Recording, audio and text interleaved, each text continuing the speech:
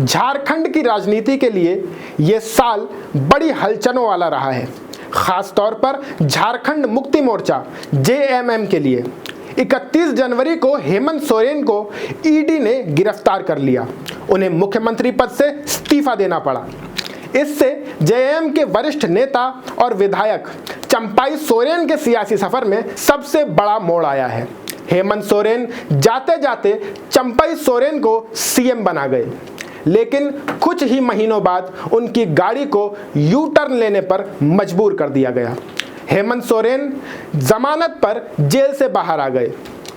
3 जुलाई को चंपाई सोरेन ने सीएम पद से इस्तीफा दे दिया, या कहें देना पड़ा। अब उन्होंने आरोप लगाया है कि उनकी पार्टी उन्हें अपमानित कर रही है, उनके आत्मसम्मान को ठेस पहुंचाया जा रहा है। नमस्कार, मैं शाश्वत सिंह दर्पण और आप देख रहे हैं सुखनदान स्टोरीज। इसी साल के आखिर में झारखंड में विधानसभा चुनाव होने हैं।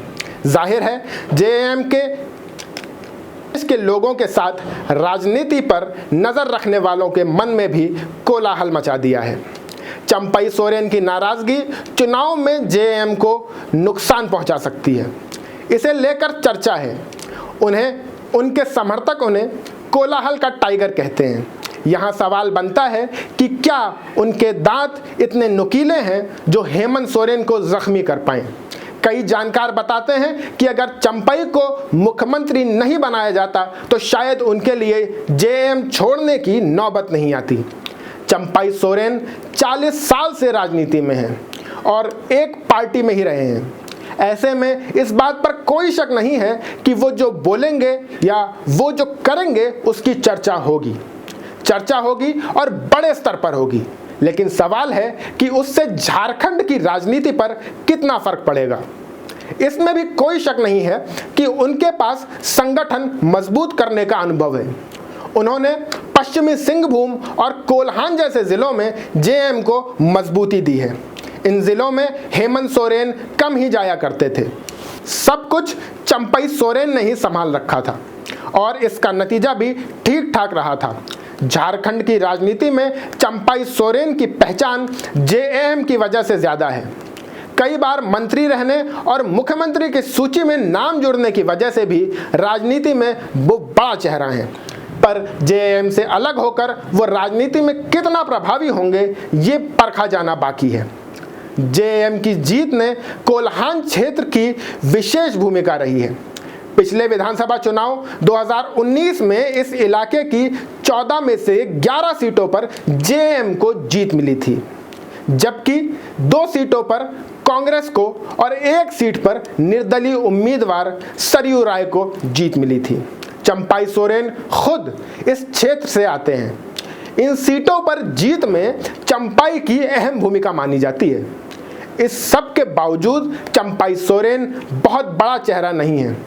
ऐसा नहीं है कि सिर्फ उनके कहने पर हजारों लोग वोट करें। अधिकतर बार उनकी जीत का मार्जिन भी कम रहा है। 2019 के झारखंड विधानसभा चुनाव में सरायकेला सीट पर चंपाई के बीजेपी के गणेश महाली को हराया था। उन्हें 15,667 वोटों से जीत मिली थी। 2014 में भी उन्हें महाली को हराया। इस जीत का अंतर मात्र 1015 वोटों का था। उससे पहले 2009 के विधानसभा चुनाव में उन्होंने बीजेपी के लक्ष्मण टुडू को 3,246 वोटों से हराया था। 2005 में भी उन्होंने टुडू को हराया था और इस बार जीत का अंतर मात्र 882 वोट था। साल 2000 के विधानसभा चुनाव में चंपाई को बीजेपी के अनंतराम टुडू ने 8,783 वोटों से हार दी थी। झारखंड साल 2000 में बिहार से अलग हुआ था। इसके पहले साल 1995 और 1991 के उपचुनाव में चंपाई को जीत मिली थी। फिलहाल नंबर गेम में भी वो बड़ा उलटफेर करते नजर आ रहे हैं। चंपाई सोरेन जिस कोल्हान क्षेत्र से आते हैं उस इलाके के कई विधायकों के नाम भी इस प्रकरण में उछाले गए, लेकिन जेएमएम के उन विधायकों ने खुलकर कहा है कि वो दल में पूरी निष्ठा के साथ मौजूद हैं। बीते मंगलवार को मुख्यमंत्री हेमंत सोरेन के साथ कोल्हान के 4 विधायकों की हुई बैठक के बाद भी बहुत कुछ संभला हुआ नजर नहीं आ रहा है। अपने एक इमोशनल पोस्ट में चंपई ने आगे के लिए 3 विकल्पों की बात की थी। पहला, राजनीति से संन्यास ले लें, दूसरा, किसी दूसरी पार्टी में शामिल हो जाएं, और तीसरा, नई पार्टी बनाएं। बीते 19 अगस्त को दिल्ली में पत्रकारों की बात करते हुए उन्होंने कहा कि वो संन्यास नहीं ले रहे हैं। आनंद दत्त कहते हैं कि दूसरी पार्टी के लिए उनके पास बीजेपी का विकल्प है। उन्होंने आगे कहा, ऐसी खबरें थी कि बीजेपी ने उनसे 5 से 6 विधायकों को साथ लाने के लिए कहा था। इसके बाद उन पर विचार किया जाता, लेकिन उन विधायकों ने उनका साथ नहीं दिया। खबर यह भी चली कि हेमंत सोरेन ने उन विधायकों को फोन करके समझाया। अब यहां एक दूसरा एंगल भी है। बीजेपी में पहले से 2 बड़े आदिवासी नेता हैं, अर्जुन मुंडा और बाबूलाल मरांडी। एक अमर कुमारी बावरी भी हैं। अगर राज्य में बीजेपी को जीत मिलती है तो ये तीनों सीएम पद के दावेदार होंगे।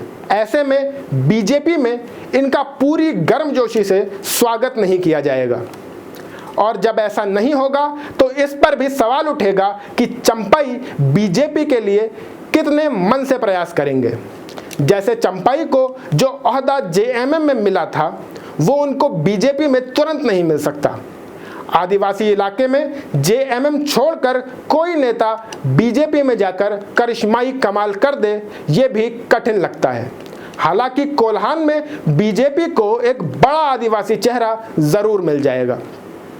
चंपई सोरेन ने भी इस बात के संकेत दिए हैं कि वो नई पार्टी की ओर बढ़ सकते हैं। कई जानकारों का मानना है कि चंपई के लिए बेहतर यही है कि वो जेएम और दूसरे दलों के नाराज नेताओं को इकट्ठा करें, नया दल बनाएं। विधानसभा चुनाव में 1-2 महीना ही बाकी है और इतने कम समय में नई पार्टी बनाकर एक सिंगल चेहरे पर वोट पाना मुश्किल है। और अब अगर वो जेएमएम में वापस लौटते हैं तो पार्टी में उनका सम्मान नहीं बचेगा। उनके लिए ये विकल्प भी खत्म माना सकते हैं कि ऐसा लग रहा है कि वो हेमंत सोरेन को बहुत ज़्यादा डेंट भी नहीं पहुंचा पाएंगे। ऐसे में ये कहा जा सकता है कि उनकी राजनीति ढलान की ओर है। फिलहाल उनके लिए अपनी सीट पर जीत पाना ही बड़ी बात होगी। अब तक के ट्रेंड बताते हैं कि ऐसे नेताओं के लिए राह आसान नहीं रही है। या तो उनकी राजनीति खत्म हो गई है या उन्हें वापस जेएमएम में ही आना पड़ा। हालांकि अर्जुन मुंडा और विद्युत वरण महतो अपवाद रहे हैं। इससे इतर साल 1993 में जेएमएम के 2 सांसद और विधायकों ने जेएमएम से विद्रोह किया था। इसका नेतृत्व किया था राजकिशोर महतो और कृष्ण मांडी ने। बाद में इस गुट की राजनीति ढलान पर चली गई थी। ये नेता भी बहुत अच्छा नहीं कर पाए। एक दौर में जेएमएम ने सूरज मंडल को शिबू सोरेन के बाद दूसरा सबसे बड़ा नेता जाना था। सूरज मंडल ने जेएमएम से विद्रोह किया था। उन्होंने रामदयाल मुंडा के साथ मिलकर झारखंड विकास दल का गठन किया था। उनकी राजनीति भी लगभग खत्म हो गई। इस लिस्ट में शैलेंद्र महतो, साइमन मरांडी, हेमलाल मुर्मू और स्टीफन मरांडी जैसे नेताओं का भी नाम शामिल है। चंचल गोस्वामी का चंपई ने अपने मुख्यमंत्री के कार्यकाल में उन्हें अपना मीडिया सलाहकार बनाया था। बताया जा रहा है कि गोस्वामी के सुझाव पर ही चंपई ने इस फेरबदल का फैसला किया है। चंपई सोरेन की कहानी बिहार के पूर्व मुख्यमंत्री जीतन राम मांझी की याद दिलाती है। जीतन भले ही नंबर्स के मामले में बिहार में बहुत अच्छी स्थिति में ना हो, लेकिन एनडीए गठबंधन ने उन्हें अस्तित्व में रखा। जीतन राम मांझी अपनी जाति के एकमात्र बड़े नेता थे और हैं। चंपई सोरेन के मामले में बात अलग है। जेएमएम में कई आदिवासी चेहरे हैं, ऐसा ही अन्य दलों में भी है। चंपई भले ही उम्र और अनुभव में आगे हैं, लेकिन कई मामलों में हेमंत सोरेन की पत्नी कल्पना सोरेन उनसे आगे निकल गई हैं। चंपई सोरेन के मुख्यमंत्री रहते लोकसभा चुनाव 2024 हुआ, जब भी पार्टी का चेहरा कल्पना सोरेन को ही बनाया गया था।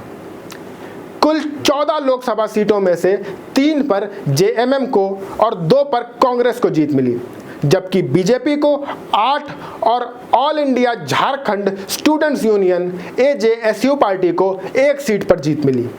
चंपई सोरेन का जन्म सयारकेला खरसावां जिले के जिलिंग गगोड़ा गांव में हुआ। कम उम्र में ही अलग झारखंड के लिए आंदोलन में वो शामिल हो गए थे।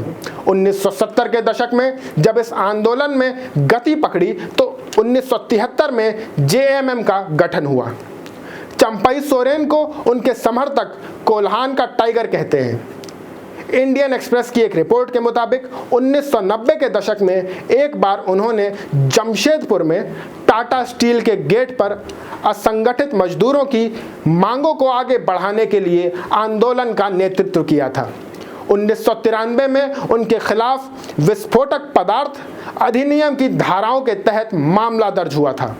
ये मामला रेलवे की संपत्ति को नष्ट करने से संबंधित है। आपको क्या लगता है, क्या होगा चंपई सोरेन के राजनीतिक भविष्य का? हमें कमेंट करके ज़रूर बताइएगा। वीडियो को लाइक करिए, शेयर करिए और हमारे चैनल सुखनदान स्टोरीज को सब्सक्राइब करिए। बहुत बहुत शुक्रिया।